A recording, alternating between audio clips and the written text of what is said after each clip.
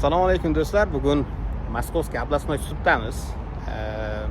Dilmurod akani ishini Yegorovskiy sudda yutib chiqqandik. Oilalari ham xuddi shunday vaziyatda edi. Afsuski Yegorovskiy sudda omadimiz chopmadi. Yaxshi sudyaga tushmadik va sudya bekor qilib bermadi vidvariylarni. Va biz областной sudga jalba topshirishga qaror qildik. Va bugun nechinchi bugun 6 avgust Moskva областной sudi, Moskva viloyati sudi opamizni vidvariyalarini 40 ming rubl shtrafga almashtirib berdi. Dilmurod aka nima deysiz? Endi nima deyman? Gapirishga tilim ojiz.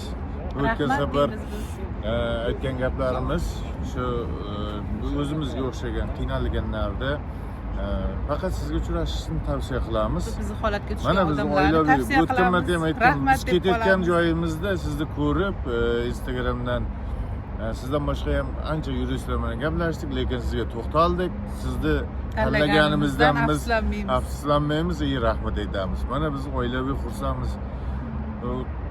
Rossiyada kelib mana shunday nimada yordam berganingiz uchun sizga ming marta rahmat.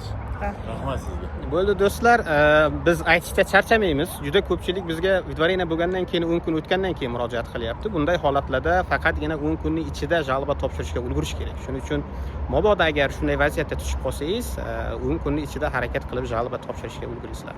Salomat bo'linglar.